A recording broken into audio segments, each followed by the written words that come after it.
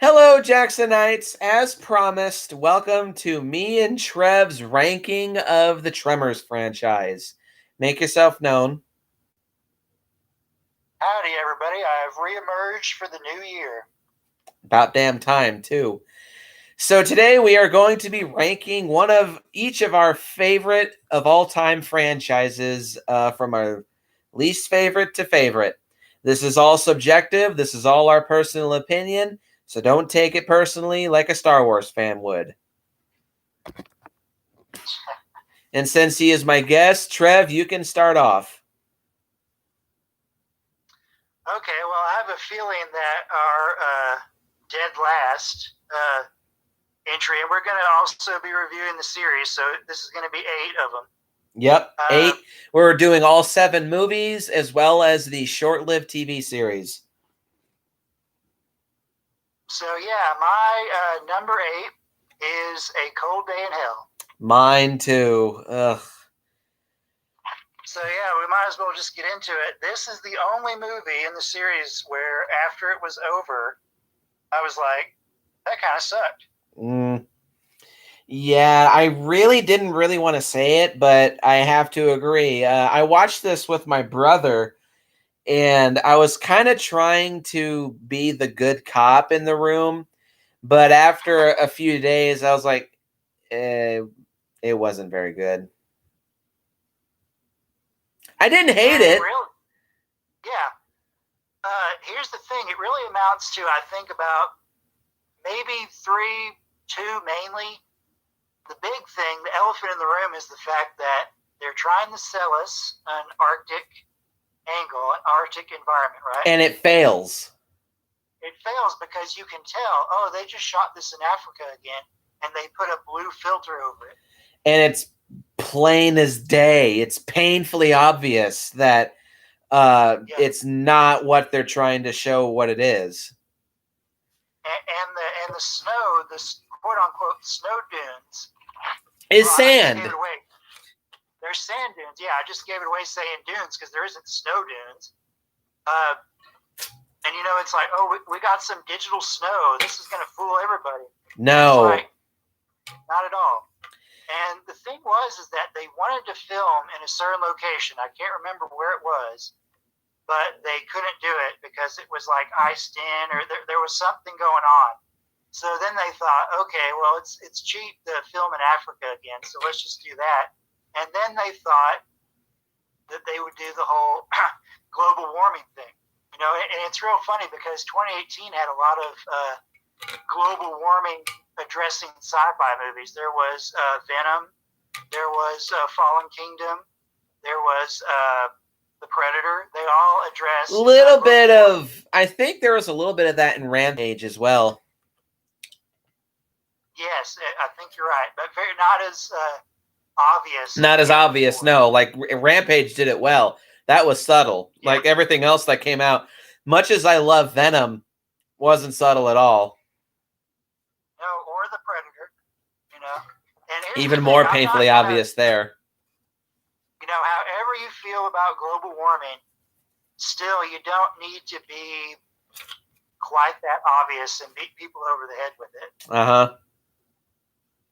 So, yeah, and really it's not even that. I mean, they tried to use that as an excuse for why, that's why there's, it looks like a desert at the base. And it's like, no, y'all just filmed in a arid desert location again, and you're trying to fool us. So that was the big thing for me. It was like the gimmick of the movie, excuse me, that's supposed to be like the new thing we're looking forward to. It doesn't work at all. And again, I feel like with rehashing the old designs, they make it plain as day. That's a different variant in Tremors 5 with the new Graboid designs. But my fears were confirmed with Tremors 6 that this is just the new design for the Graboids, and rehashing the Graboid designs from Tremors 5 just felt really, really super lazy. I still say it would have been a really cool concept if they show a much sleeker and sharper version of a Graboid. It has a much more pointed and sharp head so that it can burrow through ice and snow. I still say that would have been a really cool concept, but rehashing the big, bulky, bulbous, hulking design of Tremors 5. It just sticks out like a sore thumb. Yeah, and it's just like be honest with the fans and the audience, is that, you know, this is just your new take on the creatures. Just say that, because people are like, wait a minute, you said it was this, but really it's just your own stamp on it, and you're pursuing that. Sadly, yeah. And so sorry. So the other big thing, I was going to say three things, but really it's just two. The second thing is that Bert, you know, Bert's kind of crusty. He's kind of crabby. Yeah. But he's constantly angry in this movie and yelling at everybody. Yep, constantly. It gets kind of old. It's like, dude, calm down. We get that you're a hard ass. It's like they thought. Well, it's funny because one of the writers, or I think the primary writer for this movie, he also wrote Tremors 3, and he was one of the writers on Tremors 5.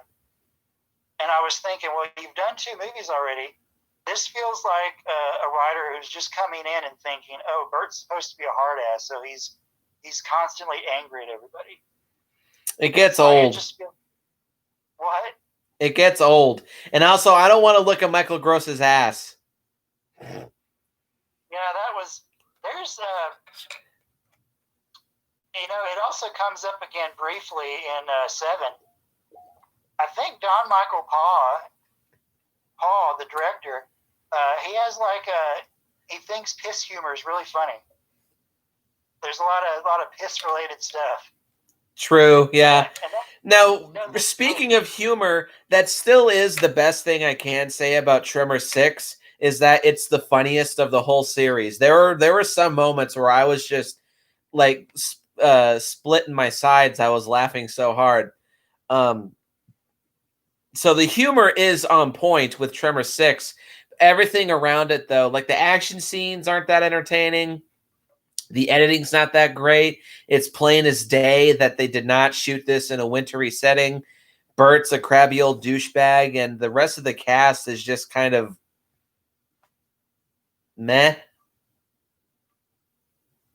Yeah, that's the big thing. It's just not really visually appealing. It's not fun to look at. I was thinking, this thing looks drab and cheap. Yeah, it also, I mean, I don't really know between part 6 and part 3. Part 6 really looks like a TV movie. It looks like a sci-fi film. Yeah, and we'll get there whenever we bring up wherever 3 is on our list. But 3 looks cheap, but there's still something charming about it. Mm-hmm. This just looks like pretty much every other direct-to-video bad sci-fi channel movie that was cranked. Okay, you know what this movie is? This is an Asylum Tremors movie. Straight up. Actually, you're right. And I actually probably like some Asylum movies better than I did this, oddly enough. But no, so still, I don't think Tremors 7 is a better... I just gave it away. I don't think Tremors 6, A Cold Day in Hell, is a bad movie. I still liked it because I'm a diehard Tremors fan. But in the overall franchise, this one is easily the weakest. And well, I'll put it... No, go ahead. And unless I'm really binging the series, it's not one that I see myself returning to. Yeah, and I'll just put it straight. This is the only one that I don't own.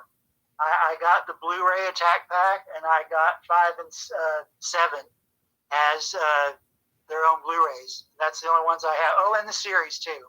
But yeah, I don't own A Cold Day in Hell because I was thinking I'm really probably not going to revisit this one that much.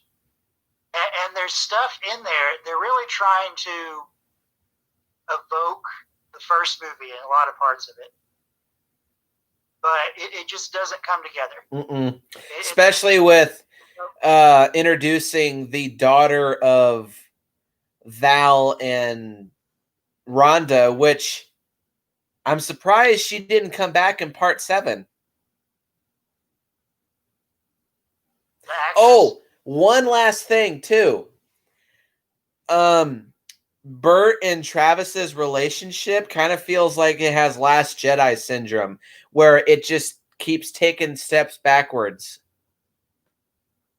Yeah, because you watch 5, and at the end, and that was probably one of the most exciting parts about 5, is it felt like they could have spun off a new TV series with those two fighting monsters. And here it's like you find out, they're pretty much the only two people left in perfection, which that doesn't bother me because I kind of factored into my Jurassic Park Tremors crossover. Plug. But it feels like, again, like you said, it feels like a step backwards. It's like, okay, so these guys are just hanging out in the middle of nowhere, running a store. So, yeah. Suffice to say, easily, this is the bottom of the barrel. And even if there's stuff that I kind of like, there's some shots of the Graboids that are kind of cool. Like the slow-mo breaching as the one Graboid destroys the one remaining car with that scientist geeky nerd that was trying to screw everybody over. That was cool. Yeah, or even some shots of the tentacles, like whenever one of the assistants or one of the scientists gets pulled through the floor.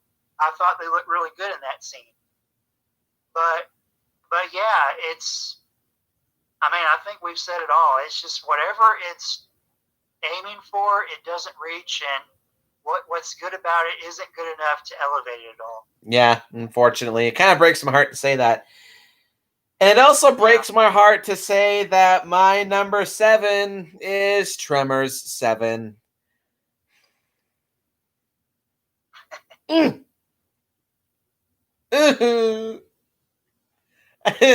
I wanted to like it more.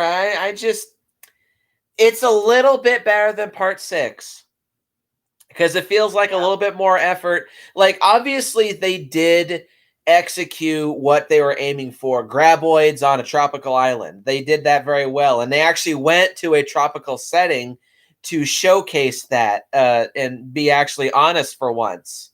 Unlike with part 6, which says, hey, Arctic Graboids. No, it's Graboids in another desert made to look like the Arctic. This is Graboids in a tropical jungle.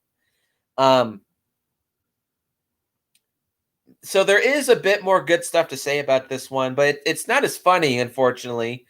But it's got decent action scenes, what little of them there are. It's got a great setting. It's got a great premise. Good chemistry between all the characters. That's another thing that I didn't like about part 6. I probably should have mentioned this in my last video. The chemistry between the cast is a lot more genuine than it was in part 6. It just felt kind of forced. But here, all the chemistry was pretty good. The effects are good. The designs for the new Shriekers are badass, in my opinion. But unfortunately, still, the problems that I showcased yesterday still remain true. Lack of action, lack of Shriekers, lack of Graboids, Bert dying.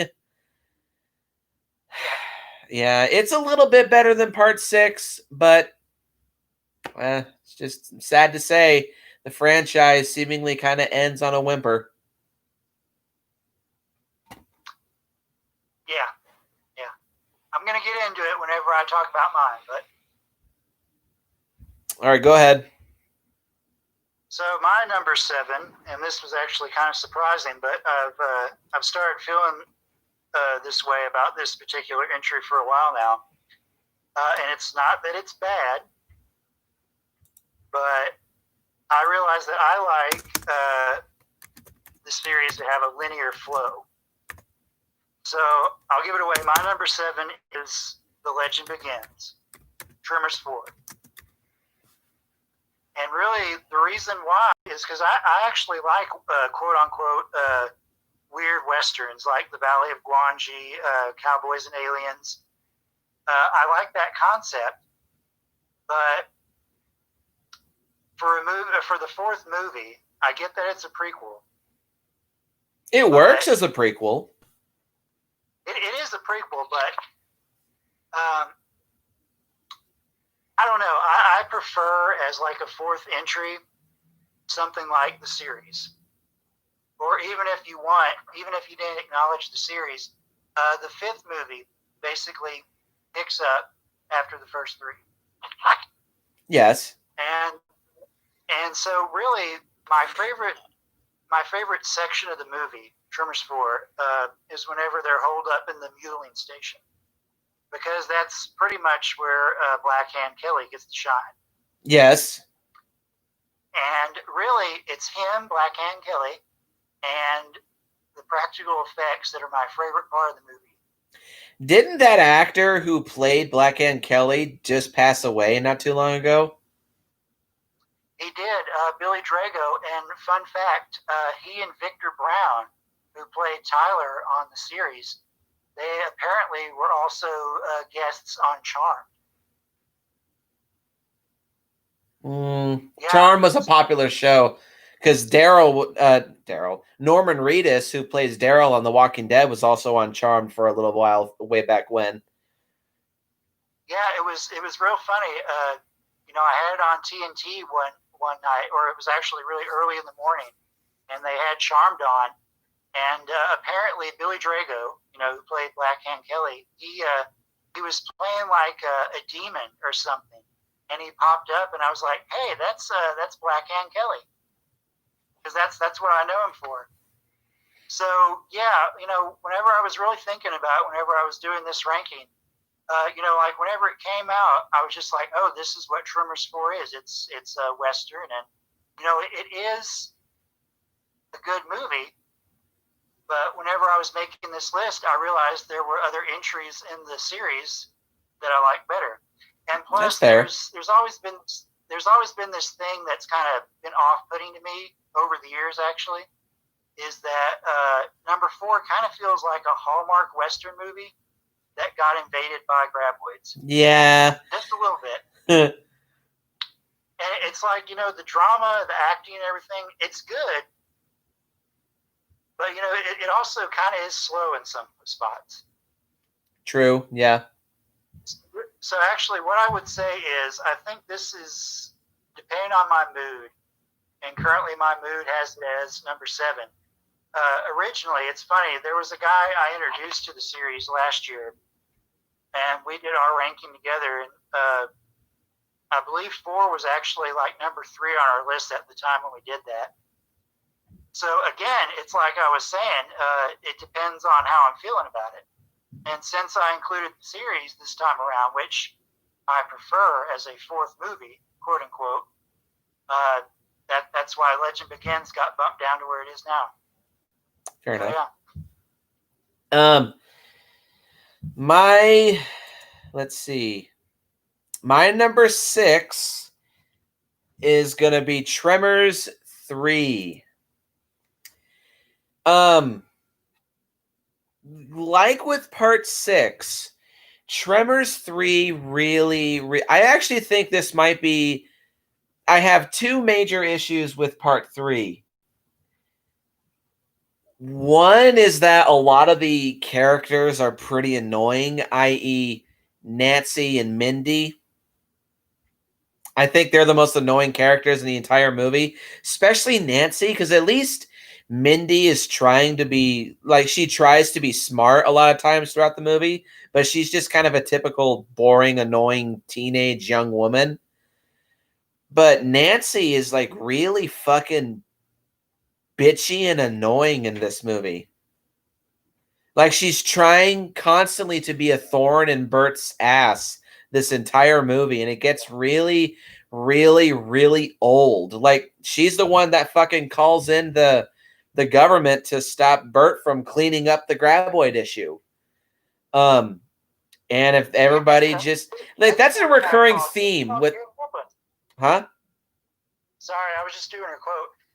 You'd make us leave? That's not why I called you. I called you here to help us. That's a recurring theme throughout this franchise. Nobody fucking listens to Bert, and the people who don't literally get their asses bitten off. Most of them, yeah. But my biggest issue with Tremors 3 is that, god damn, does it stink of being a TV movie. It really, really, really does look like a sci-fi movie from the early 2000s, like early 2000s. Back when the Sci-Fi Channel and the Asylum Well, the Asylum wasn't a thing at the time. They weren't around for actually quite a while. But it looks like a Sci-Fi Channel original movie. It's not a bad one. And this was put out during the time when Sci-Fi was actually putting out fairly decent movies, like the remake of Earth versus the Spider. But it just really stinks of being a TV movie. And I said this to Trev before we started. Had this been presented and aired as an actual TV movie to set up the TV series, it would have been just fine. I'd actually say it's one of the best installments of the whole series. But because it's a direct-to-video movie that has a budget behind it, the fact that it looks so cheap and stinks so badly of being a TV film, it just really sticks out like a sore thumb to me. And it really shows itself in the special effects, i.e., a lot of all of the CG and green screen effects. They use a lot of CG and green screen effects in this movie. I feel like that's just because it was new and it was widespread at the time, and it shows. The practical effects are really good, but all the CG and green screen work, like especially when the ass blasters are flying, it's very obvious it's a green screen and CG effects, and it's painful to look at.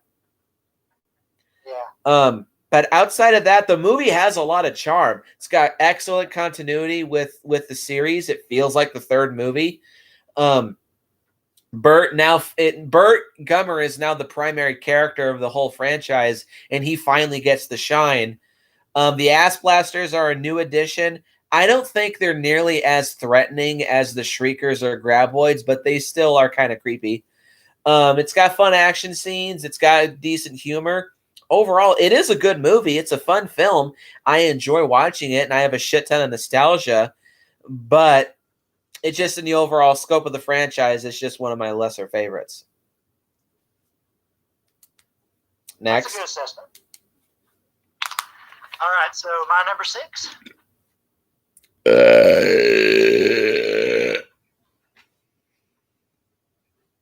what's your burp fuel tonight? Oh, it was Diet Coke, but it's empty. That makes sense because it just came out of your mouth again. Which this is another Christmas gift from the wife. 40-ounce metal water bottle. So that way, if I want to, I can have some Twisted Tea action. Please tell me you've seen that video. I think I have because I've been seeing the Twisted Tea memes. That video was very satisfying to watch.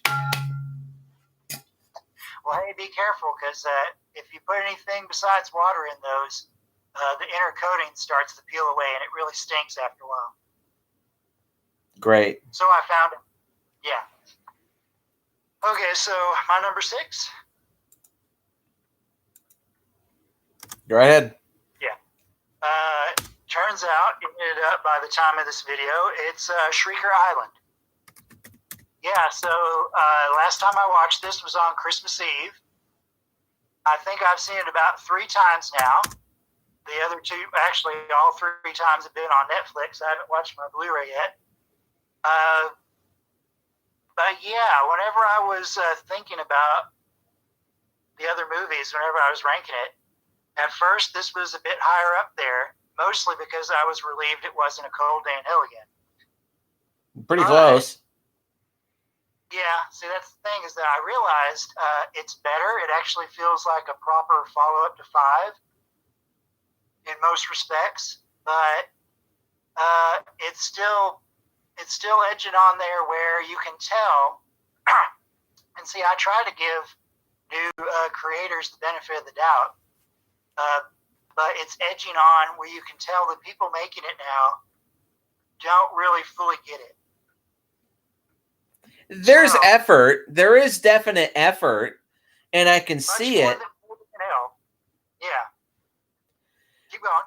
No, I don't mean just with Shrieker Island. Like these new people working on the Tremors franchise, you can tell that they're fans, and you can tell that they're trying to do the series justice, but they're just missing a few elements that make that missing a few crucial elements.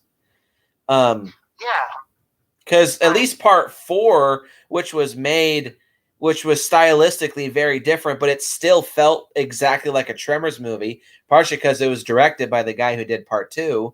So at least he had experience with the franchise. But none of these new people working on the new franchise have experience with the franchise. Now, again, with part 5, they nailed it. And with part 7, they took another step forward. It's just like with part 6, they were really dropping the ball. But go ahead. No, and whenever we get to 5, which is pretty high up on the list, I'll explain why I think it works and these recent 2 haven't. But so this one didn't need to be called Shrieker Island, but No. I know why they did. I know why they did, because they were realizing somebody must have been paying attention to the fan discourse, because people were saying we're the Shriekers. So then they thought, okay, we'll put them in this new one that we're doing, and to make it obvious to everybody, we're going to put them in the title. But Island Fury, which was the working title for a little while, that probably would have been better, because really it kind of makes the Shriekers a surprise. So it would have, I think the fans would have been a little happier that the Shriekers were involved. It's like, oh, they listened to us. So it would have been a more pleasant surprise. Well, yeah, and also it just describes the situation better, because oddly, like Cold Day in Hell, in that one we get a brief reprisal from the Ass Blasters, but then it mostly becomes all about the worms again, and so that's really what happened with this one. But I do think the Shrieker moments, particularly the moment in the cave, is really good, or it's satisfying for the most part. It's rushed. Yeah. And that's the thing. Well, I'll just go ahead and say it. This was one of the things that brought it down for Nick. I don't really mind it. They do seemingly kill off Bert in this one. Michael Gross has been talking about, I might come back for another one. But then I was thinking, so then why were you okay with being killed off in this one? Because, some people are saying, well, he got away at the last minute and he left his cap and glasses, there. And I'm thinking, it felt to me, basically, here's what it is. I would be upset because really the end of this movie did touch me. It got me emotional, which that for me is why it worked, because we have to realize that Michael Gross isn't getting any younger. True, yeah. I believe he's 75, I think. So he's getting close to 80. And I'm glad that he's game, but I think even that could also mean that, that's not to say that they should kill him off. They could just give Bert a happy ending, right? That actually probably would have been preferable. But also going down in a blaze of glory. He's 73. 73. Okay, so I don't know why I said. He's getting there regardless. Damn, he's tall too. He's 6'4". Yeah, he's a pretty tall dude. I'd have to look up at him, talking to him. But yeah, exactly. So yeah, I'm fine with it because, and really, I think we're getting at it talking about this one and the one that precedes it. I would rather they try and finish the series rather than keep on delivering subpar movies. That's another thing with part 7. If they're seemingly trying to end the series, it doesn't feel like a finale. It just feels like another installment that just so happens to kill off the not title character, but the main human character of the whole series. The only actor to be in every single installment of the entire franchise. Yeah. So I hope that there is a part 8. It probably not, but god damn, I hope there's a part 8. Ugh. Yeah, so here's the thing, and you've said this in your other videos. As a fan of Tremors, I'm going to watch another movie if it comes out. Yeah. But it would be better if Bert Bert was there. Mm-hmm. And to be honest, we might be on opposing, but not like harshly opposing ends on this. You'd be fine if they just brought him back, right? Yes. I would feel a little upset because, I got emotional at the end of this last one. So I'd be like, why did you do that to me? And then it's like, oh, never mind. Just kidding. He's back. See, I kind of get that, but I just feel like if they really wanted to kill off Bert, they could have done it a little better. No, I got you. And here's the thing. I would be upset maybe for like 5 seconds, and then I'd be like, oh, good, Bert's back. True, so yeah. Yeah, whenever I think about it. So final word on this one. It's been brought down because it was a lot higher because I was like, oh, thankfully it wasn't a cold day in hell. Literally. But for me, this is my headcanon number 6. So like I would watch 5 and then I would just jump straight to this one. Though it is missing Travis Welker. Well, they do explain that. I know, and I'll admit it was kind of a clever and a bit humorous explanation because the first thing that went through my head, he's in jail in Mexico for smuggling shrooms. Of course he is. Yeah, it fits. You can see him doing it, yeah. But, okay, and if they included him to give us the emotional punch, that would have made it a bit better. But because he's not, for me at least, the emotional punch of his death is just missing. Yes, I would actually agree with you. That would have been better. But apparently Jamie Kennedy he wasn't easy to work with on the last couple of movies, particularly Cold Day in Hell. So I think that factored into why he didn't come back. But then again, like how I was saying that this feels like a proper number 6, like they follow up on, well, like Jasmine was mentioned in number 5. So then we get to see her in this one. And they just seem to, there's a whole bunch of little visual cues. Like they even show the Burt Gummer survivalist show bit to like bring the scientists up to speed. Or even smaller things like right before the very end of the movie. Basically, I think this was what lured the Queen Graboid to Jimmy and Bert. They do a similar shot where Bert, steps on the ground, and then the camera does this really cool thing where it zooms out. Like the Evil Dead? Well, that too, but there's also a similar shot in number 5. True, whenever they're in. Yeah, and that's, what it reminded me of. So basically, it just feels like kind of an apology for Cold Day in Hell, but after watching your review, Nick, I kind of realized, it needs to go down a little lower on the ranking. But I still definitely enjoy it better than Cold Day in Hell. All right, fair enough. My number 5 is Tremors 4. Now, again, I hated this movie when I first saw it because I mistook an episode of the TV show for the actual 4th film. But looking past that, the movie actually does have a lot of merit to it. Now, yes, it does come off as a Hallmark Western invaded by Graboids, perfectly summed up by Trev, honestly. But, I feel like I wouldn't be surprised if it had either the same budget as Part 3 or maybe like a slightly higher budget because, period pieces are kind of, or I wouldn't be surprised they're a bit spendy to pull off. But I feel like it made a better use of its budget and it made it look a bit more like a professional movie.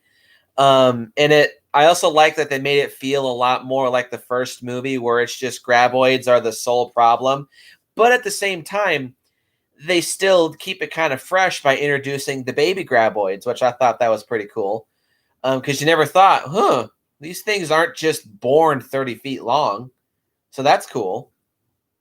Yeah, and the Dirt Dragon name, which applies to Graboids in general, but whenever I refer to the baby Graboids, I call them Dirt Dragons. Yep, nasty little buggers too. The chemistry with the cast also is very, very good. My favorite character is either Tacopa, because I like that actor, or maybe I voted to drop you off a cliff. Or Juan. Or was it Juan? Yeah, it was Juan.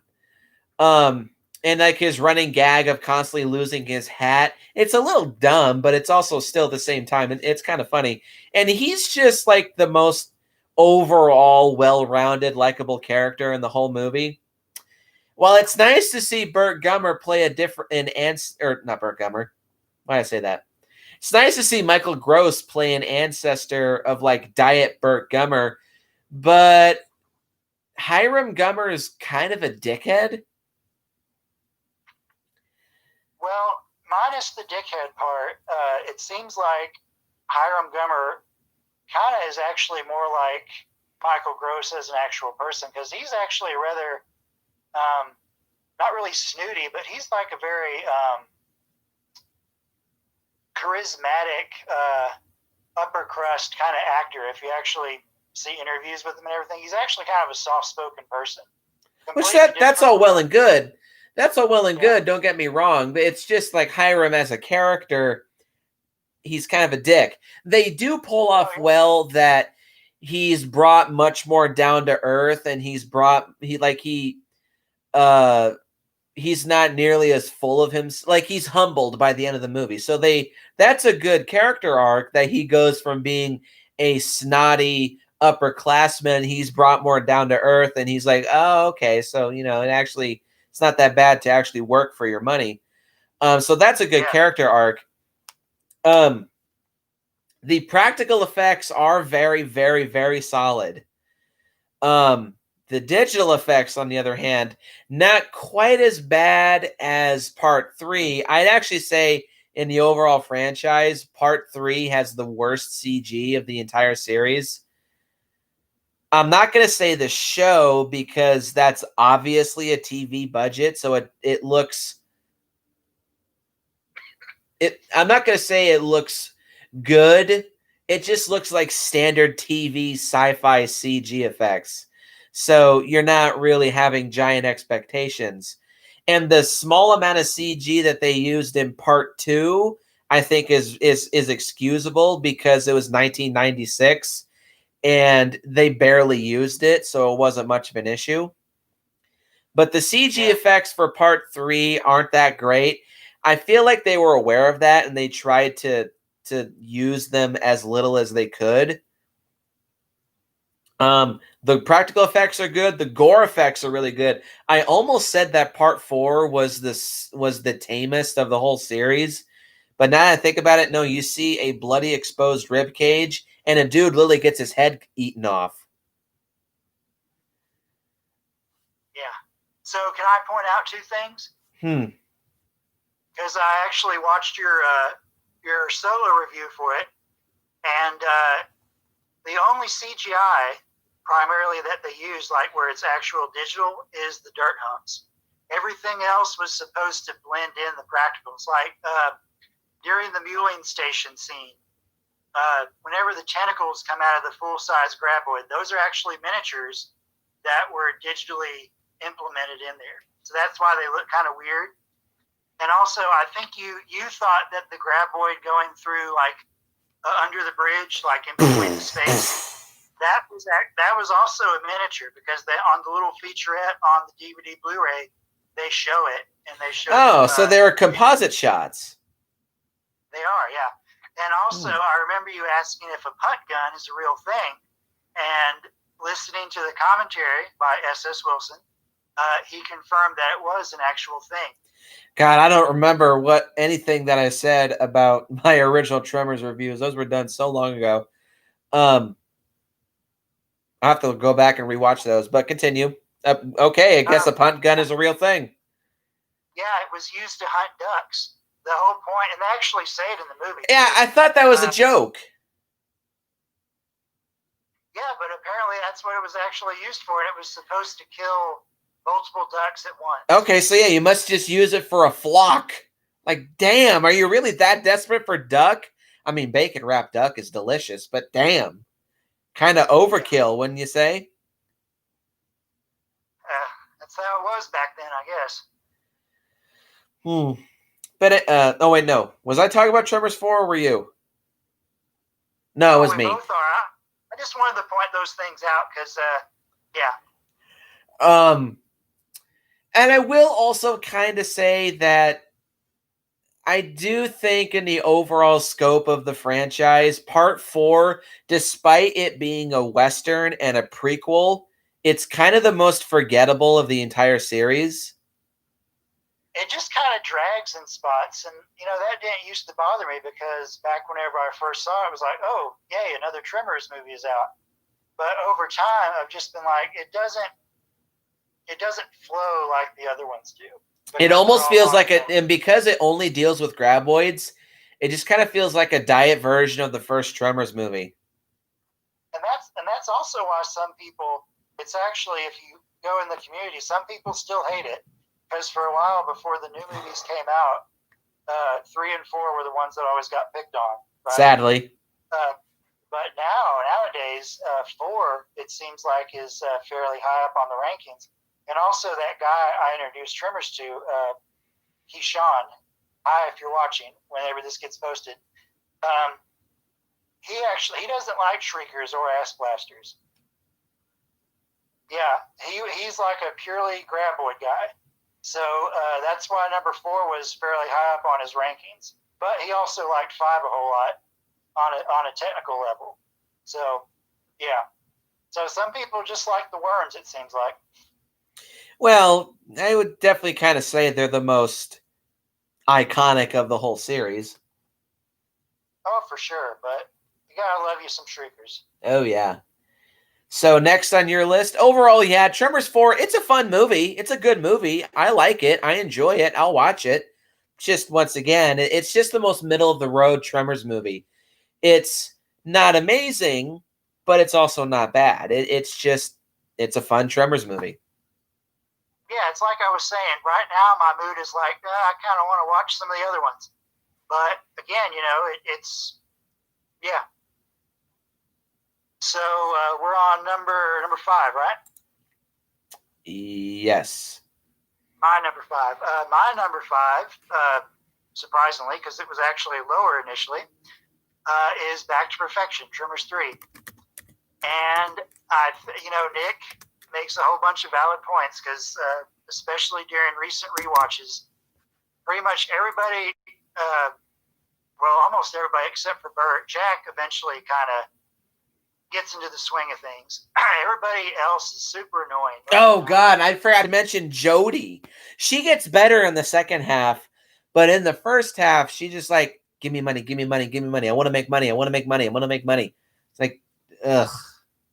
Well, she's also better in the series, but that's also yes. Oh, yes. Very much so better in the series. So it was that, and, some of the effect shots. Overall, it's still pretty impressive for the budget they had on this one and the time, because I do believe this had like the shortest shooting schedule of any of the movies. It's still rather impressive given all that.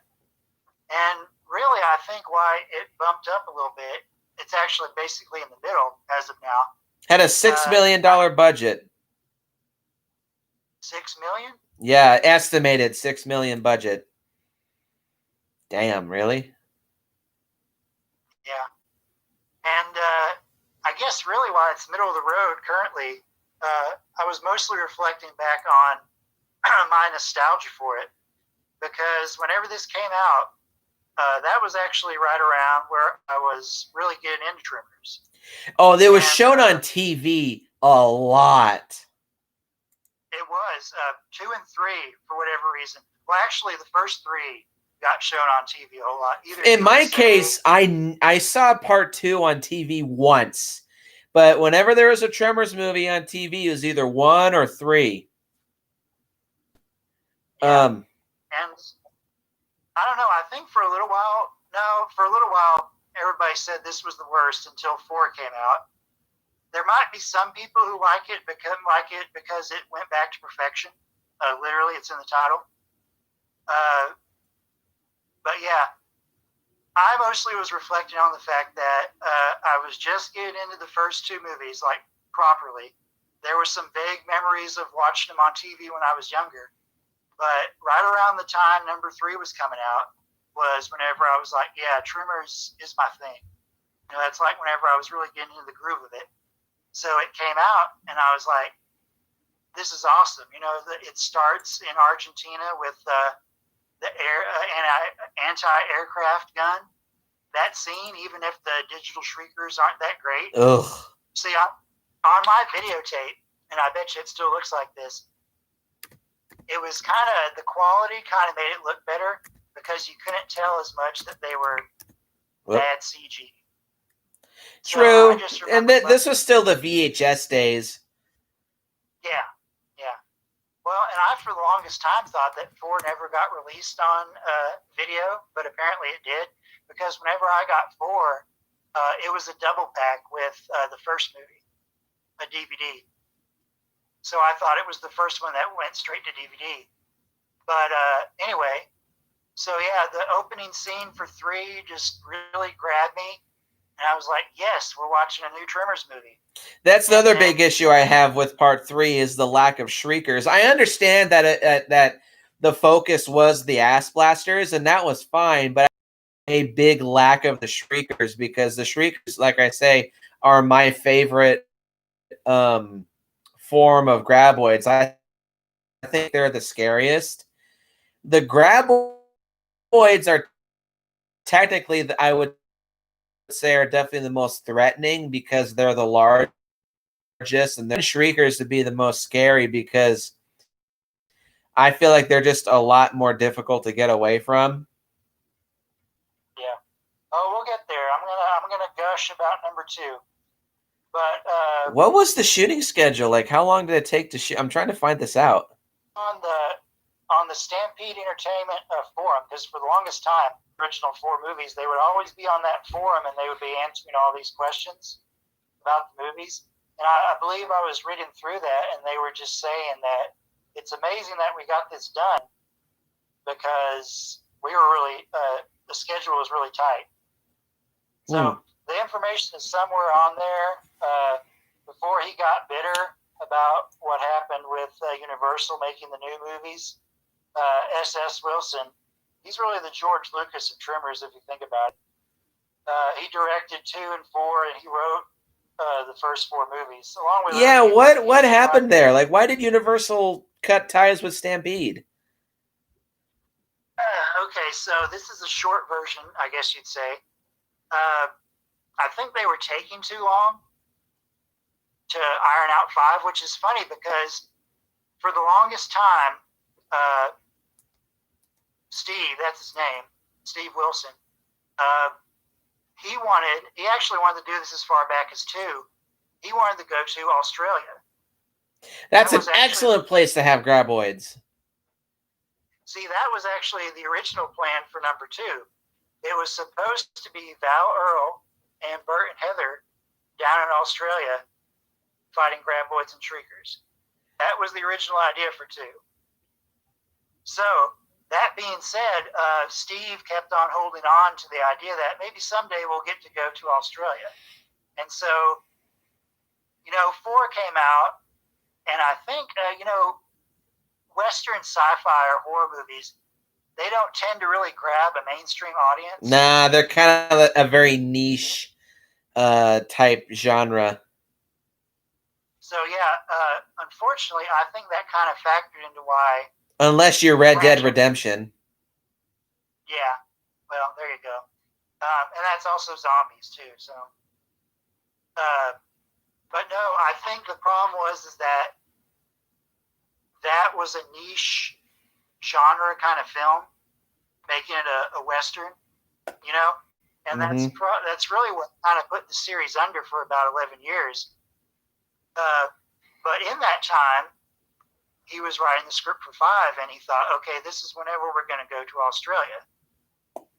But I think what really did it in finally was the fact that Universal thought, it's a little too expensive to film down in Australia. We want to do it in Africa instead. So there's some other factors involved there. But eventually Universal just said, okay, we're going to take this from you and do our own thing. So that's pretty much what happened. And, I have mixed feelings on it because it seems like Stampede Entertainment is really bitter about it, but they say things like number 5 was nothing but a farcical comedy. And it's like, guys, y'all came up with the term ass blasters. Have some self-awareness.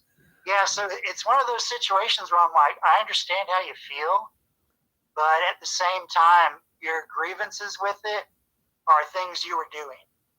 So yeah, true. And also, and that kind of tells me that Universal was wanting to continue the Tremors series, so maybe they just got tired of waiting.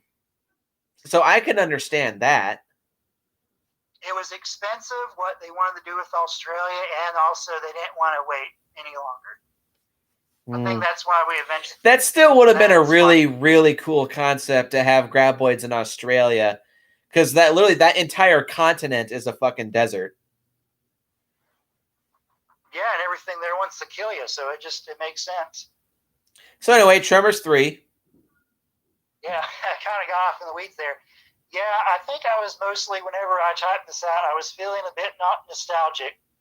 And really, I mean, you pointed out the faults, and I agree with you. But overall, I just think...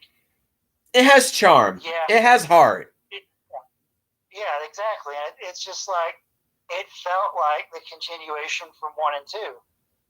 Mm-hmm. And, I was thinking about it, it's like, yeah, for right now, my mood is that I'm feeling some Tremors 3. So that's why it's my number 5 as of now. Alrighty. My number 4, I didn't think this video would be as long. My number 4, this may be controversial, because I know there's a lot of diehard Tremors fans out there, but just bear with me. I will explain why. My number 4 is the original Tremors. Only because, now, let me say this. It's a great movie. It's one of my favorite movies of all time. Just in the context of the franchise, there's 3 more installments that I like more. It's a great start. Huh? Oh, I said that's fair. I understand. It's a great start. It's got great chemistry, great effects, a great monster, good humor, fun action scenes. It's just a really, really solid monster movie. But again, its sole problem is it's the first of the franchise. I do think there are other installments that are better than this blueprint. It's a great blueprint. It's a very well-drawn, well-detailed, well-constructed blueprint, but it's still a blueprint. No, I got you. That's entirely fair. Moving on. My number 4 is Bloodlines. This was actually, for a time, number 2 on my ranking, but it got bumped down a little bit. Yeah, it's interesting. There's some people in the fan community who just hate all 3 of the new movies just because they're not Stampede Entertainment.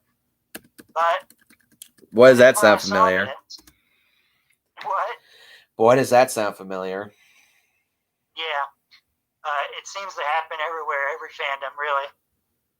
But no, whenever I saw this, it had been long enough where I started getting the itch to see a new Tremors movie. And whenever this came out, it scratched that itch. Oh, yes. Not only was it familiar enough, because that's the thing, is that some people say, oh, it's so different. And I'm like, no. Not really, no. It really felt like a good continuation of the series. But I'll save my thoughts when I get to part 5. You'll be kind of surprised where it is for me. No, I think I know where it is for you.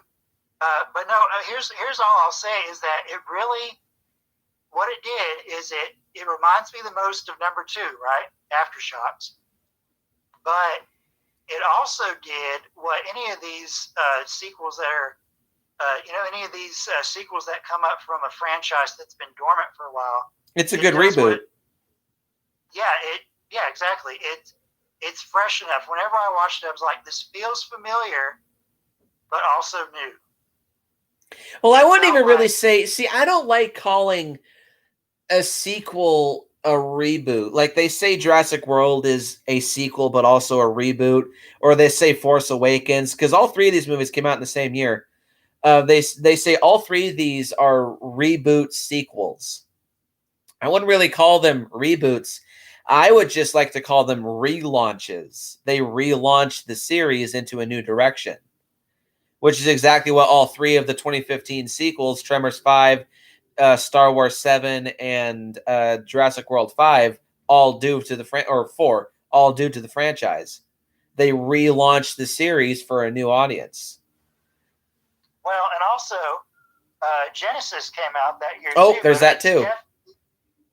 It's definitely leaning closer to reboot. Yes, because I feel like that one definitely feels it works better as its own thing. Terminator, but not part of like any main continuity. But like I said, all these other ones, a better term for like Jurassic World, Star Wars, and Tremors is that it's a jumping on point for new audiences. Yeah. It continues the series, but like the start of this, it gives you like a crash course on, okay, these are what these monsters are and how it works. It's a good catch-up for new audiences. Which is something that a lot of sequels try to do, but they don't do very well. Like Aliens is an excellent example. Aliens is one of those sequels where you can watch the first movie, and I recommend you do, but if you haven't seen the first one, it fills you in very quickly and very efficiently on what happened with the first movie, and then it continues on. Oh yeah, I believe some people actually never did watch the first Alien. They started with Aliens. That's what I did. Yeah. I mean, even they probably didn't go back and watch it because they're like, Aliens is the only one that I like. I mean, there's some people out there like that. My wife's probably one of them. Yeah. But back to Bloodlines. Yeah, it's weird. I just don't get how people say this is like completely unrecognizable because really, even though Universal basically took it away from Stampede Entertainment, you can tell that the script still had some of their influences. Because I think for these three recent movies, this is the one that still feels closest to the first four. Again, different, fresh, but familiar. It's basically picking up where we last left off in the present timeline, which is cool. Yeah. So yeah, it's number 4. Used to be number 2 for me, but it's number 4. Why did it go down for you? Because I realized that Tremors 2 was entirely too low on my list. Oh, okay. Yeah. All right, fair enough. So my number 3 is Tremors the Series. Oh, God, I still say it's a crying damn shame this show got axed halfway through its first season. I really still feel like they should have just stuck to their guns, finished out the first season, and if they wanted to axe it after that, fine, go right ahead. But to give us only 13 episodes when they easily could have given us at least 20, oh, that would have been perfect. But no. And in my opinion, there's only 10 good episodes, but goddamn, they're a stellar 10 episodes of a show. And excellent continuity with the show. It just literally feels like it picks up only a few months after part 3.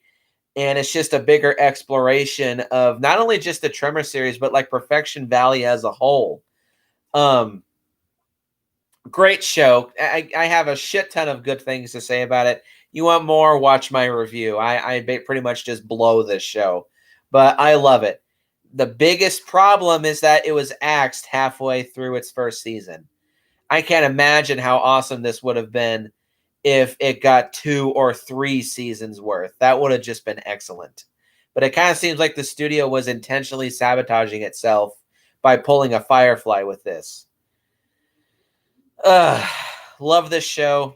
It's really like something special. Like as soon as I start it, I have to at least watch up till episode 12. I still to this day have not watched episode 13, which I absolutely refuse to do episode 13 because it just it looks like garbage, but also B, I don't want this show to end. It's so good. And my brother asks, when are you doing Star Wars? Not for a long, long, long time. Because that fan base sucks. It's a very traumatizing experience dipping into that. Well, but no, I'm just going to keep on going with what Nick was saying because it's my number 3 too. So yeah, Nick started to get the ball rolling, but really for me, this is the more satisfying Tremors 4. This feels like the proper follow-up to number 2. And really, we kind of got into it. It probably would have been even better if Tremors 3 was the pilot, which it kind of is anyway. Yeah, just in a more indirect form. But no, like Nick said, I think there's 10 really good episodes. And actually, if you axe a few of them, basically not the last 3. Okay, so here's how it is for me. I think episode 10, Graboid writes, should have been, if they weren't going to do any more, like a full 26 episodes. If you end with episode 10, this actually works as a pretty good little miniseries. Yes. I feel the worst 3 episodes is, I think it's the one with the giant shrimp, the wood/flesh-eating bugs, and the key. Those are the worst 3 episodes of the whole series. If you're to cut out all 3 of those, yes, it works as a perfect little 10-episode miniseries. Yeah, and those are the last 3. For me, I actually like the water hazard episode. That's what it was. I knew water was in the title. I couldn't remember what the exact name of it was. But yeah, I didn't care much for that one. Well, here's why I prefer. Okay, so here's my bottom 3. It's actually the 4th episode, Hit and Run. It introduces the gangster subplot. Okay, that one before the last 3, I also don't care for as much. It's nice to see Michael Rooker in it because he's good in anything that he's in. Yeah. It's got a couple funny moments, but just in the overall series, it's the one that kind of sticks out like a sore thumb in the first 10 episodes, and it has a great previous 2 great previous 3 episodes. Then you get the 4 is like, oh, this one. I'll tough myself through it, but the last 3 I really don't tough through at all. Yeah. Now here's the thing. Here's the thing for me is that there's a really good character moment for Bert and Tyler in it, and Michael Gross is great as Bert in the whole show. Oh yeah. And also in that. But for me, it starts the gangster plot, which is resolved in the last episode. Yes. But that just felt to me, for one thing, it was supposed to start setting up some things with Rosalita, because we were going to find out that Rosalita actually wasn't Miguel's actual niece. She was just posing as his niece. And she was hiding out in perfection. So I guess if you're somebody who likes dramas like that, I think that's who they were trying to appeal to, trying to bring people in who weren't necessarily sci-fi fans. I think that's what they were trying to do with that. Well, I know that with Tremors the Series, they were trying to appeal to a certain demographic of another show, which I can't remember what it was. But I know that one of the biggest reasons it got axed is because for some fucking reason, a completely different demographic was not liking a completely different show. So that's why it got canceled, which was so fucking stupid. That happens a lot for TV. Like, that's like blaming the failure of a Star Wars movie because it's about a character that nobody cares about. About. Oh yeah, they did that already. No comment on that just yet. But yep, no comment on that. Just yet, maybe someday, but we'll see. But yeah, it's that one. Despite the Bert and Tyler dynamic, it's that one and 11 and 13, because in 11 you really miss Bert. Was it because he was doing part 4? Yes, that's why he wasn't there. Okay. Yeah, you missed part 4. It's like Phantasm Ravager. You really missed Don Coscarelli. Yeah, that's the thing, and also, really, in my opinion, they could have kept on doing Mixmaster. Oh yeah. Part of the reason that I like Water Hazard, if the show has to come to an end, Water Hazard pretty much wraps up that plot line, because think about it, the big penultimate test with Mixmaster, the thing that they're trying to keep from happening, is it getting out of the valley, right? Uh-huh. And it's actually about to happen in that episode, but they stop it. So even though we could have kept on getting more Mixmaster stuff, if that storyline has to come to an end, that's really the thing you should try. That's the thing that you should explore, is what would be like the final thing we do with this. And it's like, okay, we got to keep it from leaving the valley. So, and they did that. For me, Water Hazard should be the penultimate episode, like right before Graboid Rides.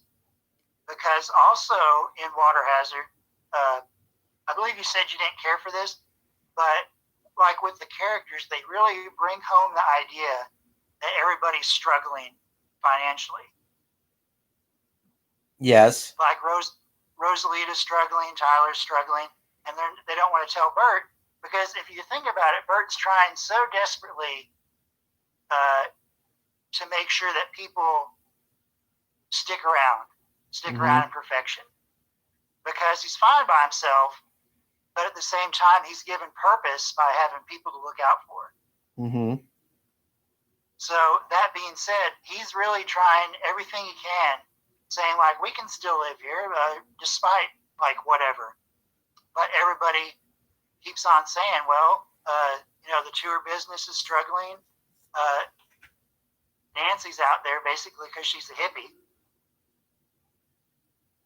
Somebody about to come in? No, I thought so. Continue. Yeah, so really, this also kind of factors into why that part in Cold Day in Hell makes sense to me, is because it's like, oh, they were kind of foreshadowing this in the series, that eventually everybody was just going to pack up and leave. Keep talking, I'm listening. No, I got you.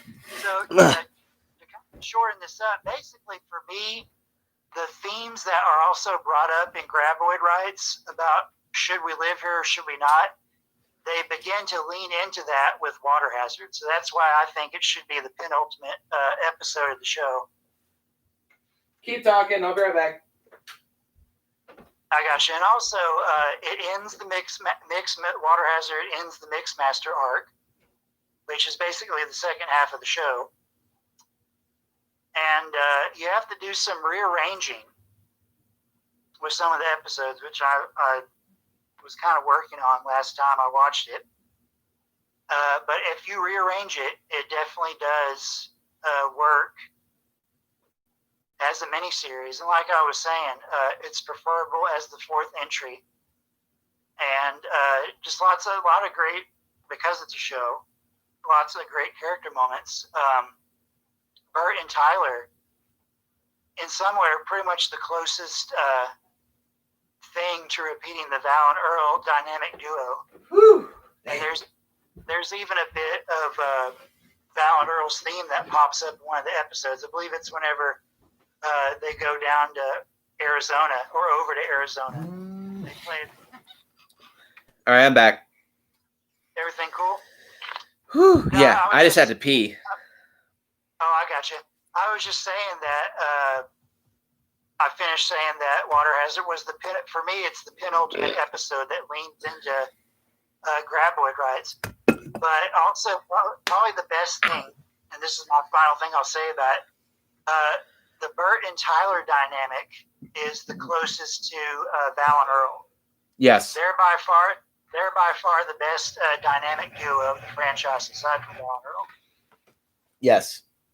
What are your favorite 3 episodes? Let's see. For me, it still remains the 2 Shrieker episodes, Shriek and Destroy, and Night of the Shriekers. And I can't remember the title, but it was the Ass Blaster episode. Mainly just because it just felt, again, like a direct continuation of part 3. And it was nice to have all the callbacks to part 3. And it was nice seeing the continuity be... I actually almost considered doing a video where I rank all 13 Tremors the Series episodes.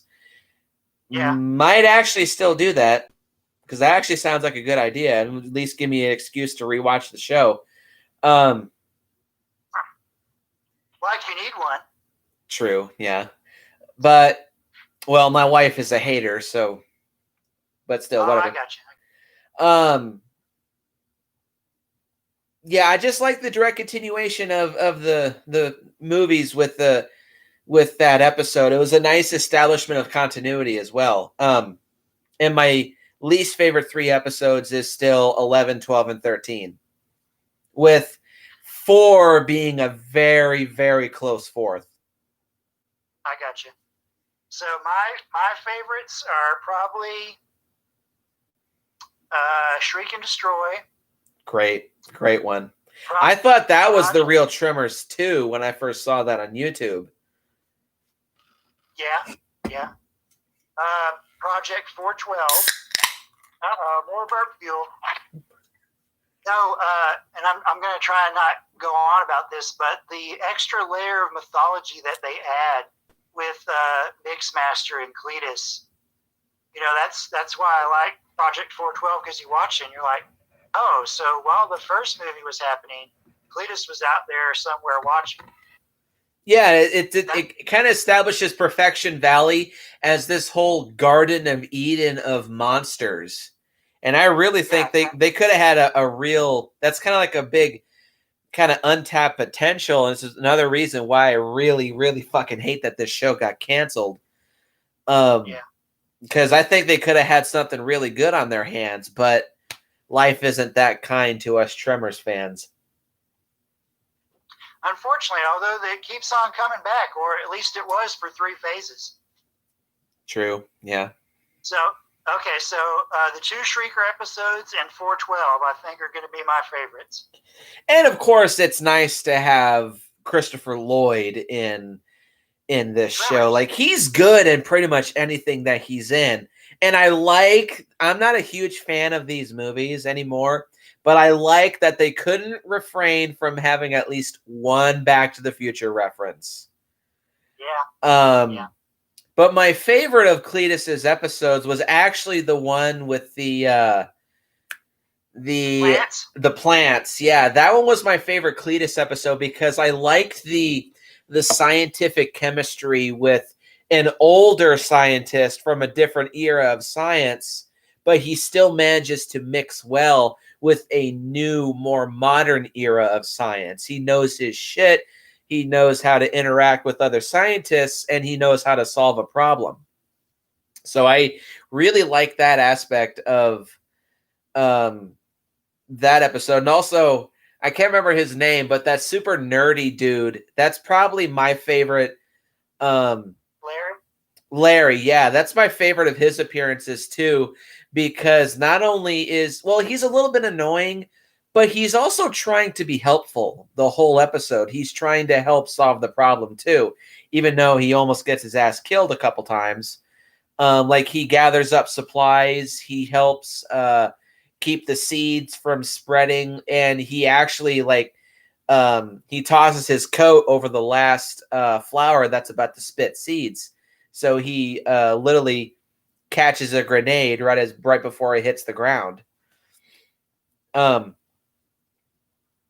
Damn, you're making me remember how much I like that episode. It's up there. Yeah, that's a really good one. My least favorite Cletus episode is the one with the bacteria, mainly just because it's just kind of meh, but it's still good, but it's just kind of meh. No, I got you.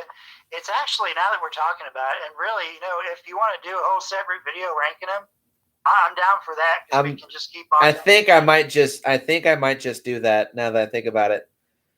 Because that will give me motive to make a proper rearranging of the way I think you should watch the episodes in order for it to be like a miniseries. Because I need to work on that because you do have to rearrange them for everything to make sense. And then I'll actually have to fucking watch episode 13. Well, just so you can say you watched it. There are some good practical effects in that episode. I will say that. So. All right, so let's wrap up on Tremors the Series. It's a great fucking show. It's a goddamn shame that it got canceled. And at that same time, too, I just feel like it's such an overlooked part of the franchise. Everybody talks about all 7 movies, but then it just kind of feels like I'm the only one who says, well, what about the show? Yeah, it's actually starting to become forgotten. And I'm thinking Universal, you need to put this on a streaming service so people can find it and watch it. Because right now it's starting to become the forgotten part of the franchise.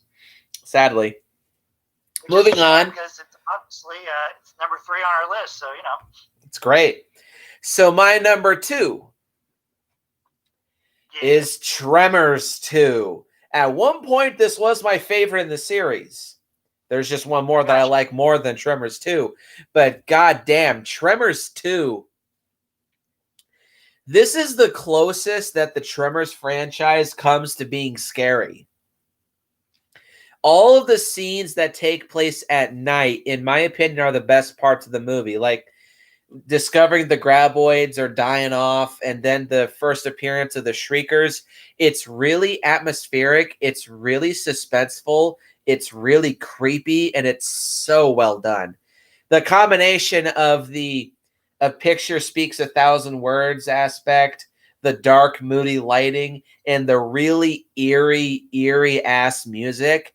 Honestly, thinking about it now, I just get shivers up my spine. That low whining noise that, like, when they come across Pedro's truck, when they come across Pedro's destroyed truck, that loud wah, and that kind of signs music cue, like that long violin note, it's so eerie and it's so creepy. And of course, it introduces Shriekers, which Graboids are definitely the most threatening and the most hard to deal with, technically. But I find Shriekers to be the scariest form of Graboids. Because, these fuckers aren't very much on their own. But if you get them in packs, you're fucked. And also, the fact that they can reproduce and multiply so rapidly, like these guys I think are a bigger problem than Graboids and ass blasters too. Excuse me. Steve Wilson actually even suggested that if they ever did something with Tremors that connected to like a big city, you couldn't do Graboids because the sound would overwhelm them. Yes. But let's say the Shriekers got into the sewer. Oh, it would be a nightmare. Yeah, that's something he suggested that I thought was really cool. But anyway, seeing how Aftershocks is also my number 2, can I? Yeah, there we go. So Nick absolutely nailed it. Nick absolutely nailed it because, for one thing, I live in Texas, and I've actually been out in the middle of nowhere at night. So thinking about there being some Shriekers out there or something happening that I don't understand what is happening, that just sends a shiver down my spine. Because I can imagine, like, I can probably even better than some people, I can actually like picture myself in a situation like that. And so Tremors 2 actually was the first one of the series that I saw. I actually remember Mine too, actually, now that I really think about it. It was 2 and then 3, then 1, then 4, then the show, then 4, then the rest of the series, so on. So I was 5 whenever it came out in '96, and I remember it being on DirecTV pay-per-view. My dad was watching it, and I remember the entire nighttime sequence. And the only other part I remember was whenever they're analyzing the Shrieker in the cage. And it just stuck with me because I was like, what the hell is my dad watching? What's that big worm thing? And what the hell are these creepy chicken things that have no eyes? Now, I will say that I do have a couple minor problems with Tremors 2. One is the severe lack of Graboids. Despite there being fucking 28 Graboids in this movie, 1, they barely have any screen time, but also 2, they don't have any threat. Like, I feel no sense of threat from the Graboids in Tremors 2. They just kind of feel almost like an afterthought, like they're just here to introduce the Shriekers. A good way to do that because the Shriekers are the main focus and they're scarier. But still, I kind of feel like there's not enough Graboids in this movie. And also, as soon as all the characters are on the roofs getting away from the Shriekers, that part of the movie does kind of drag. It just kind of feels like they were moving towards something being good, then they just stop. And then they move into the third act, which, while the big giant explosion of the entire refinery looks great, third act is a little anticlimactic. But still. Go ahead. No, I got you. I think it doesn't bother me because I care about the characters so much. And that is true, yes. And they're not, these aren't big issues. They're just kind of more like severe nitpicks. But, but yeah, like Trev says, you care about the characters. So that's why that when everyone is on the roofs, that it doesn't really, it's not a problem. It's just a little grievance of mine because you do care about the characters. And another thing that I love about Tremors 2 is that it just feels, even though it's in Mexico, it still feels exactly like the first Tremors movie. It's got that same vibe, that same look. And I do think that there are 3 distinct eras of Tremors. There's the first 2, which is the 90s. There's 3, the show, and then 4, which was the early 2000s. And then you have 5, 6, and 7, which is the late 20-teens. So pick your flavor of Tremors. You have 3 different eras. Exactly. And it seems like, even though it seems like maybe the series is done, it keeps on coming back every so often. So we might be dormant again for a little bit, and it comes back in some form. I hope so. Like, bring back Kevin Bacon. We'll talk. I'm sure Trevor will want to talk about that later, but yeah, that's all I have to say about Tremors 2. I fucking love Tremors 2. It's awesome. It's a great sequel. It's got great action, great exploration of the Tremors mythos, great characters. The Shriekers are badass and scary as fuck. Love Tremors 2. It used to be my favorite, but now it's only my second favorite. So in my final note, so we can move on to number 1, my final note, part of the reason this is back up towards the top is because, well, for Nick, you said this was the closest it got to being actually scary. I feel this was the last time the series actually was scary. And it was, yes. And I say the closest that it got, more in the sense that if they were trying to label these as horror movies, I can see how they could label the first movie as a horror film. But this was definitely the very closest that it got to being labeled as a horror film. It's still a monster movie, and I guess it kind of is an unwritten rule that monster movies, in their barest sense, are supposed to be horror movies. Like, I'm sure some people found Beast from 20,000 Fathoms somewhat scary because it deals with atomic weapons, but that's just because it was atomic energy propaganda at the time. But Yeah. like in that sense, they can market monster movies as horror movies. Another example from the 50s is Them. I can see people being scared of Them. It's an atomic monster movie, but I can see it being scary. Tremors never scared me. The second one almost did. And that's why I say it's the closest that it comes to being a horror movie, and it was the last one where it was scary. Exactly, and you bring up Them. That movie has a lot of the same. It's really just they do a super good job of making you fear the unknown. What is out there beyond your senses that you can't see? What is below the ground that I cannot see, but it's moving around? Exactly, and yeah. So I'll say the fact that it was the last time the series felt scary. That's what elevates it for me. Alrighty.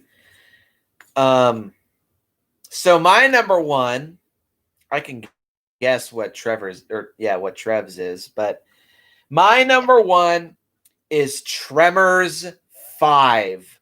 God damn. So I said this in my original review, but I want to retell this story, partially because I did those reviews 3 years ago.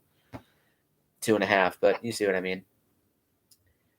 I have a lot of nostalgia for Tremors 5, even though it's only 5 years old, and I do think that nostalgia is just not limited to something you saw a long time ago and you have fond memories of. I think nostalgia can also be attributed to just a good period of your life or just a fond moment of your life that you look back upon. It could even just be a few months ago where you just look back at that time and have nostalgia for. Obviously not in 2020, but we're not going to talk about that. I hold a lot of nostalgia for Tremors 5 because, well, first, when it was announced that a fifth one was on the way, I literally said, holy shit, in the middle of my movie making class when I was just, looking at one of the pages for Tremors, and I scroll down, and you know how that segment of Wikipedia where usually with big franchises, there's that little table of contents for a franchise, and there's like the all these links to different articles.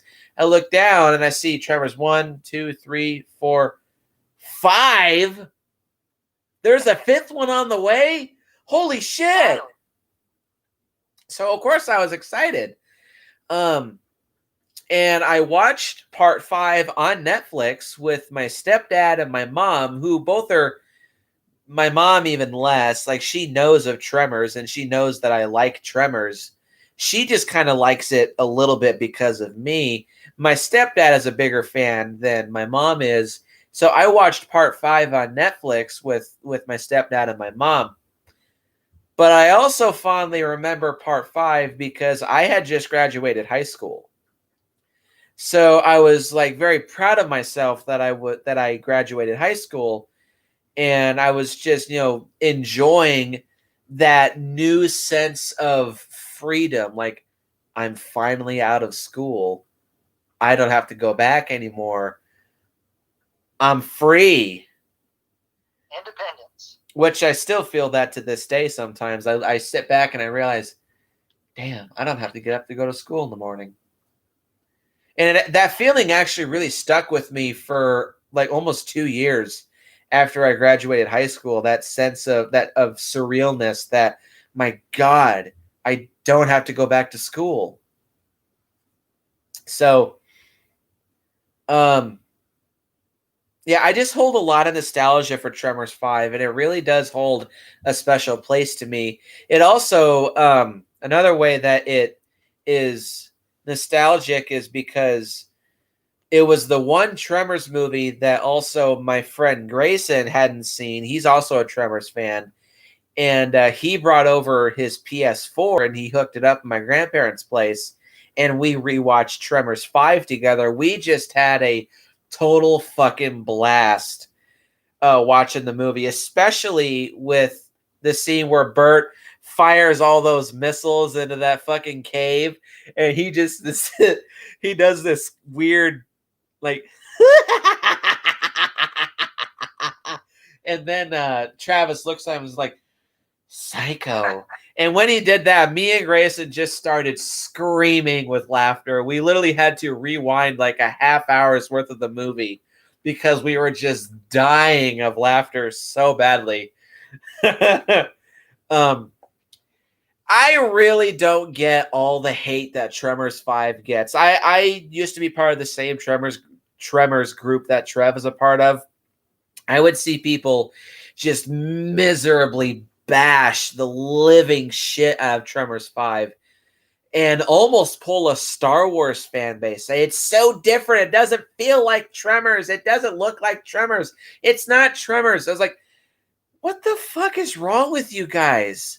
This is fucking Tremors, dude. This is 11 years of waiting come true. Rejoice in the fact that we have a 5th Tremors movie. I never thought I would see the day that one of my favorite franchises would get brought back and it'd be this good. What the fuck is wrong with you people? Arguably, it's kind of the last hurrah for now. For now, yeah. Yeah, unfortunately. Like I said, even though I like Shrieker Island, yeah, now that I think about it, this was probably the last. This feels right, but it's also new. Yep, exactly. And I will actually contest that I think this is the funniest movie in the franchise. It's close. It's really close between 5 and 6, but like there were a couple moments in part 5 where I was really laughing hard, but I was laughing hard over the course of the entire movie with part 6. My brother can attest to that if he's still in the chat. I got you. But yeah, I absolutely adore Tremors 5. It's one of my favorite films of all time. It's my favorite of the Tremors series, and I look at it and I just feel so fondly for it. I got you. All right, there's only one left. Oh, and hang on. One last thing I will say about Tremors 5, and this is an excellent way to reinvigorate the series and to give it a fresh. I like to describe it as it's an old product, but it's given a fresh coat of paint by introducing the idea of different variants of the species. Like, there's many different types of monkeys, but they're all monkeys. Like gorillas, orangutans, chimpanzees, spider monkeys, gibbons. All these different types of monkeys, but they're still monkeys. They're just different types of the same species. Same goes with the Graboids. And I thought that was a really, really, really clever idea to showcase a different variant of the Graboid. And it's an excellent, excellent redesign.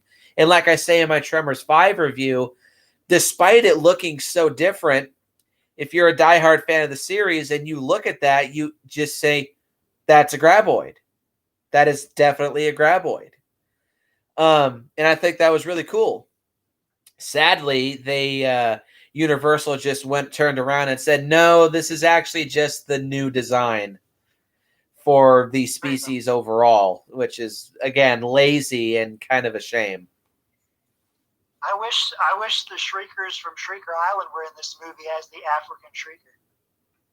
Yeah, me too. I also think that they could have used their sonic scream much more effectively as a weapon in the wide open landscape of Africa instead of the close confined landscape of a tropical island. It's still cool there, underutilized, but still cool there. But yeah, my main one gripe with Tremors 5, I hate the new Ass Blaster design.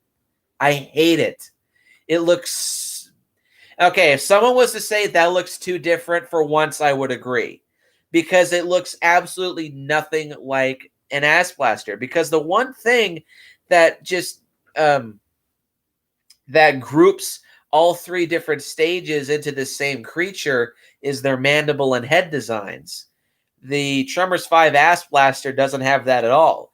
if they wanted to keep the Velociraptor looking legs and the flamethrower ass and the dragon wings, that would have been fine. It's that damn mouth design that kills it for me. It just looks like some kind of demon and not a different ass blaster. If they kept a similar mouth design from the African Graboid, I would have been like, it's a little too different, but at least that's still an ass blaster. I look at the Tremors 5 ass blaster.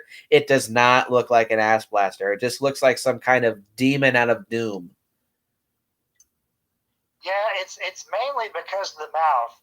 But if you're looking really closely, for some reason they made them really small. There's still some mandibles and a little. Say what? If you look really closely, there's still, I don't know, I think there's a little beak, but there's still some mandibles too. But it is pretty radical of a redesign. Yes, radical to the point where it's unrecognizable, in my opinion. But continue. I already know what his number one is. Well, and I'm not going to go on about this. There's only one reason why the original movie is number one for me, and it's because there's a theatrical quality to it that is unfortunately missing. 2 and 5 come pretty close. Yes. Yes, but there's a theatrical quality to the rest of the movies that is missing. This True. felt like even though it's a cult classic, there was something about this that felt like, yeah, this was in theaters. This had a decent budget. They spent it well. $11 million. Yeah. You said it was the prototype, which I agree, but also definitely some of the most memorable characters from all the movies are in this. Another reason I will say, because Bert is featured so prominently throughout the rest of the franchise, you go back to the first one and you're surprised to see how kind of not really integral to the movie Bert is in the first film. And I think, weren't they originally going to kill him off? But then they changed their mind saying, well, maybe this will be the one situation where the dude who is prepared for some kind of attack actually does survive an attack. Is that true? I'm not sure if that is true. I'm hoping they mention it whenever I get the Arrow Blu-ray this coming week, hopefully. I figure if that's true, they'll probably mention it. But, yeah, to your point, he's basically Reggie from Phantasm in this movie. Yes. And, of course, as we know, they both went on to become the focus, the lead character, which is real interesting. But, yeah, the theatrical quality to this movie, and also the fact that Tremors 2 surpasses it just because of the nighttime scene. And I will say that Steve Wilson, S.S. Wilson, he doesn't do quite as good with 2, but in number 4, he kind of channels that creepy overnight atmosphere with the muling station scene. True, yeah. It's not as good, but it gets close, so I dub him the master of the nighttime scene. Master of nighttime suspense. How about that? Yes, that's better. And that would actually be if they do a Tremors 8 and hopefully maybe bring him back, he gives us a third really good nighttime suspense scene. But yeah, on that note, and to wrap this up, because we've been going for a while. I've enjoyed it, but we've been going for a while. Yeah, this is the only other one where there is some stuff that gets under my skin, particularly whenever people are trying to figure out what's going on. This movie actually moves a lot quicker now that I'm older. Yes. It's only like, what, 80 or 90 minutes? It's actually, funny enough, the shortest of the whole series. It's barely, it's like 96 minutes long, maybe. Go ahead, keep talking. I'll look it up. Yeah, but anyway, it just surprises me as of late whenever I've been watching it. It's an hour and 36 minutes. Yeah, I was right. This moves real fast, and it didn't seem like it used to. But yeah, anyway, the nighttime scene in this movie is actually pretty creepy. The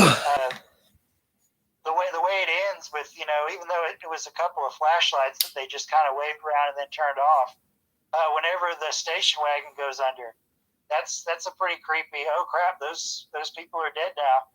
Despite the nightmare that they had executing that effect, doing it still was effective.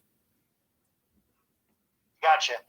Or and back on the fear thing, like old Fred's head and the dead flock of sheep. That is a pretty creepy scene if you think about it. It's mostly it's the isolation, the fact that they're pretty much in the middle of nowhere, and this stuff is happening. They don't realize what's going on. That feeling that you would probably get in that situation, it comes across very well. Or like even finding Edgar at the top of the tower, and you're like, so why was he there for 3 or 4 days? Which is another reason why I really think a Tremors movie in Australia is a really cool idea. Because, yeah, being out in the middle of nowhere in the desert sucks. With Perfection, it's just one part of a state. With Australia, it's an entire continent. So that's an even worse feeling of isolation. Which is why I also feel Australia would be a pretty good place to escape to during a zombie apocalypse. It seems it's really kind of an untapped location for sci-fi and horror, I feel like. But yeah, final note on Tremors, the fact that there's the scare element. Oh, that could be the title, Tremors Down Under. Thank you, Jackie Boy. I actually think that the subtitle for 5 was supposed to be, it sounds a little silly, Thunder from Down Under. Which makes me, I've heard that somewhere else, and I can tell by your face that it's something, I've heard that somewhere else. And it's a bit risque, we'll say. I get two images in my mind. One's naughty and one is just dumb. That's probably why they didn't go with it. Thunder from Down Under. Oh, that's pretty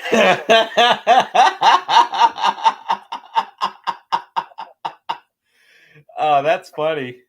Hey, maybe that's why he didn't get the job, or why they said, "Hey, Stampede, time to get out of here." No, I'm just kidding. But yeah, I think the movie speaks for itself, and those particular qualities I mentioned, that's why it's still number 1 for me. Maybe I might watch some of the sequels more often, but I think overall this is probably still the best for me. Alrighty, well, as a bit of a change to my plans, that'll wrap up our ranking of the Tremors franchise. To reiterate, both of our number 8s were Part 6, Cold Day in Hell. My number 7 was Part 7, and his was Part 4. Number 6 for me was Part 3, and for him was Part 7.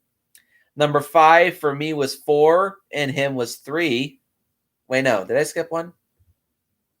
No, you're doing it good. Yeah, for him was 3. For me, number 4 was Part 1. For him was Part 5. Number 3 for both of us was the series. And number 2 for both of us was Part 2. And for me was number 1 was Part 5. And for him was Part 1. So, Trev, you got anything to plug? Well, I'm still a part of the Fictosphere. I don't know what I'm going to write about, but something will come eventually. I have a YouTube channel. I'm going to get back into that as soon as I figure out exactly what I want to do in terms of my next video.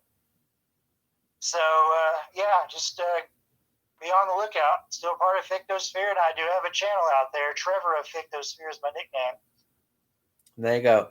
And look forward to next time on my channel where Trev and I will be we'll be ranking all 13 episodes of Tremors the Series. Look forward to that. And if anyone's going to request me do that for any other show that I review in the future, no. The only reason I'm doing it for Tremors the Series, there's only 13 episodes, so it's a relatively easy rank.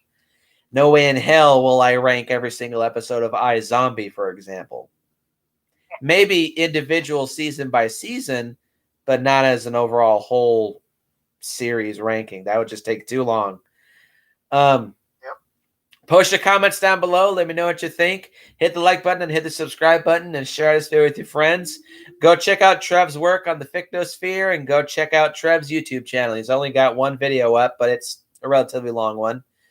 And as always, go out and if you're in the middle of the desert and you see a large, big hump rolling towards you underground, don't run. You'll get eaten. And I will see you guys in the next video. If it'll end.